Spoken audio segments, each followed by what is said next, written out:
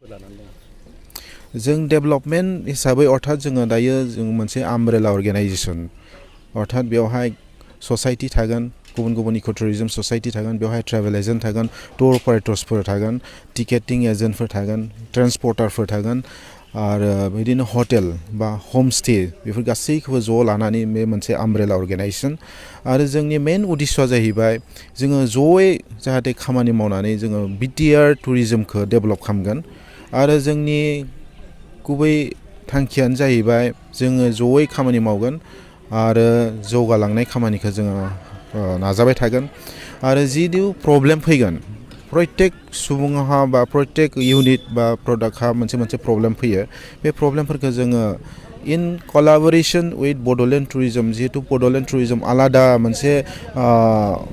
Department दंखायो बड'लेण्ड टुरिजमाव बे बड'लेण्ड टुरिजमजों जोङो लोगो लाज्लायनानै बा रायज्लायलायनानै जों माबायदि डेभेलप खालामनांगौ बा बबे लामाजों आगान सुरबोला मोजां जागोन बेफोरबादि साननाय हनायखौ जोङो खालामबाय थागोन आरो बिथांमोननो जोङो एड्रेसखौ खालायगोन अर्थात बिथांमोननो जोङो प्रब्लेमफोरखौ बा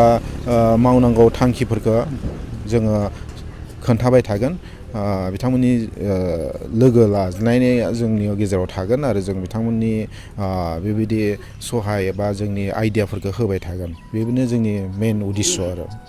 बर्तमानावहाय हाग्रानिफ्राय मुफुर ओंखारनानै गामियाव गोबांथार दुंहाव बारहावा खालामगासिनो दं बिनि सोमोन्दै नोंथांमोननि डिपार्टमेन्टनिफ्राय मा बुङो बेवहाय जिहेतु बुंनो थाङोब्ला बे समग्र एरियानो जिब जुन्थुनि जायगाखामोन आरो बेवहाय जोङो लासै लासै जोंनि बे बर' माहारि आरो बेहायखि इन्डिजिनास ससाइटिफोर दङ बिसोरो जंगलाव थानानै मोजां मोनग्रा मानसिफोर बेवहाय जोङो अर्थात बेबायदि कनफ्लिक्ट जानायाव जोङो सहाय खालामनांगोन हयज' थानांगोन बेबायदि जाखायो जों मिथिगौ एलिफेन्टआ मोनसे बिराद जायगा बेरायग्रा मोनसे जुन्थु बिसोरनि थाखाय बिराद गुवार जायगा नांगौ बेवहाय खिन्थु जोंनि बेसेबां एलिफेन्ट करिडर दङ बे एलिफेन्ट करिडरफोरखौ जोङो मानसि माहारिफ्रा मा खालायखो बेखौ धंस' खालामदों न' बां लुनानै धंस' खालायदों आरो बिदिनो फिनाय लामाखौ जोङो दानथेनानै बा मा होनना बुङो बन्द' खालायना होदों जायनि जाउनाव एलिफेन्टफ्रा खाथिनि गामिफोरखौ थांनानै धंस' खालामदों माइफोरखौ आबादफोरखौ नस्थ' खालायदों बेयावहाय जोंहा जेबो बुंनांगौ गैया खारन बिसोरनि मोनसे राइटखा जिब जुन्थुनि आगोलनि जायगाखामोन बेयावहाय आं बे नोंथां सोंनाय प्रश्नआव मुफुरनि बाथ्राखौ बुंनो थाङोब्ला अर्थात मुफुरा मानासावबो मैया दाखालि खोनादों मानासावबो ओंखारबोदों औ बेखौ हानायखिनि रायजोफ्रा बेखौ माने सहाय माने मा होनना बुङो हयज' खालायनांगोन आरो बेखौ ट्रेंकुलाइज खालामनाया अर्थात बे डिपार्टमेन्टनि नाजानांगोन डिपार्टमेन्टआव फरेस्ट डिपार्टमेन्ट दङ बे फरेस्ट डिपार्टमेन्टफ्रा एसे गामिफोरजों ज' जानानै बेखौ हमनानै हाग्रायाव हगारफिननांगौ आरो बेखौ जाहाथे हानि खालामनाङा इनजुर खालामनाङा नस्थ' खालामनाङा बेबायदि आरो जोङो बेबायदि माने सहाय खालायनांगौ बिनि उनाव जोङो मोनसे खोथा सानदों जोङो जिहेतु बे टाइगार प्रजेक्टनि आन्दाराव गोलैजोबो समग्र बे संकसनिफ्राय लानानै बरन'दि अर्थात बेजों धनसिरिहालागै बेयावहाय किसुमान प्रजेक्टफोर थायो होननाखौ जों खोनानो मोन्दों किसुमान सुलुंनि जुगिदि जोंनि गेजेराव बिथां रिटायार जालांनाय मिस्टार सिआर भब्रा सार आरो गोबां बिदिनो फरेस्ट डिपार्टमेन्टनि मानसिफोर दङ बिथांमोना एसे आइडिया होदों जों सम मोनसे बे अर्थात जों ससाइटि जानानै सम मा खालायगोन जाहैबाय मोनसे वर्कशप प्लास एवारनेस प्रग्राम बेबायदि फाथिनो सानदों एभ्रि क्वार्टारलि मेबि जेनेबा मास मोनसे मोननै मोनथामनि गेजेराव खेबसे बेबायदिनो वर्कशप फाथिगोन जोङो रायमनायाव दिनै लायोब्ला नेक्स्ट वर्कशपखौ जोङो मानास बा बिदिनो जोंनि उल्टापानिफ्राव लाहैगोन आरो बेयावहाय एवारनेस होगोन मानसिफोरनि लकेलफोरखौ लानानै आरो टुरिजमखौ माबायदि मोनसे हाथियार हिसाबै अर्थात जोंनि इक'नमि डेभेलपमेन्टनि मोनसे हाथियार हिसाबै बाहायनो हागोन अर्थात बेखौ मा होनना बुंगोन बिजों हिसाबै जोङो लानो हागोन बेबायदि जोङो सानदों बेनिखायनो एवारनेस प्रग्रामा मस्ट इम्परटेन्ट बेनिखायनो जोङो सम सम बिदिनो कमिटि अर्थात जोङो जि ससाइटि दाबाय बे ससाइटियाव जों डिसाइड खालायगोन बबे जायगायाव बबे खालाराव जोङो एवारनेस लाबोगोन बा वर्कशप फाथिगोन हरसे थानानै बा हरनै थानानै जोङो वर्कशप फाथिगोन आरो बेवहाय रायजो राजाखौ लानानै जोङो वर्कशप फाथिगोन बेखौ जोङो थांखिबाय थादों। खुलुमबाय गिबियावनो आं नोंथांमोननि बे बड'लेण्ड बुब्लि आरो बेबायदि मेडिया फैनाय नोंथांमोनखौ जों बेबायदि लोगो मोननायखाय जथेस्थ' मोजां मोनदों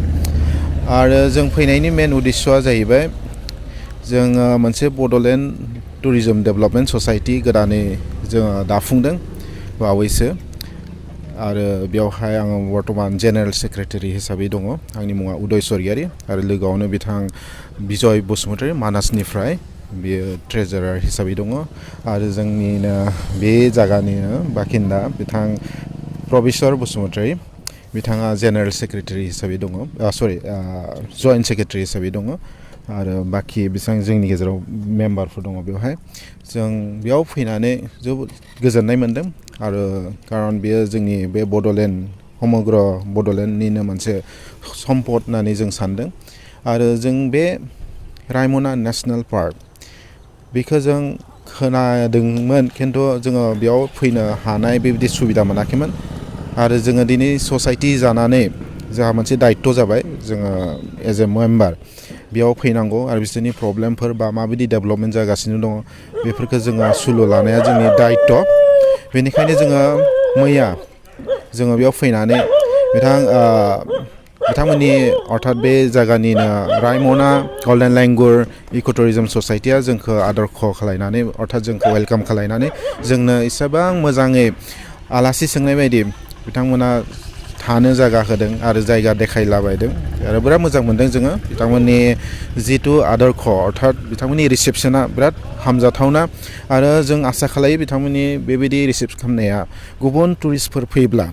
आलासि फैब्ला बिथांमोना जेन बेबायदिनो खालामबाय थागोन जों बेखौ आसा खालायो आरो जों जेसेबां हायो माबाफोर गोरोन्थि जादोंब्ला बा माबा मोनसे डेभेलप खालामनो दंब्लावब्ला जों बेखौ आसि थुना गालांगोन होननानै अर्थात जों देखायना गालांगोन होननानै जों सानदों आरो बेबायदिनो जि हायो इनपुट बेखौ बिथांमोननो होदों जोङो दिनै फुङाव संकस अर्थात बे चौधुरि घाटआव थांनानै जों जोबोद गोजोननाय मोन्दों खारन जोङो बेयावहाय जिथु सेनिक अर्थात बिदि लेन्डस्केपा बिराद मोजां आरो जोङो भितराव थांबावनो हाब्लाथ' मोजांमोन खिन्थु जोंहा समायनि अभाबाव जोङो बेबायदि एक्सप्लर खालामजोबनो हायाखै जों आसा खालायो फैबाय थानाय समफ्राव जों फैबावनानै आरो सिङाव हाबनानै ट्रेलफोरखौ जों नायनो जों जोबोद इस्सा आरो फैगोन बेखौ जों सानदों। नोंथांमोना डेभेलपमेन्टनि थाखाय मा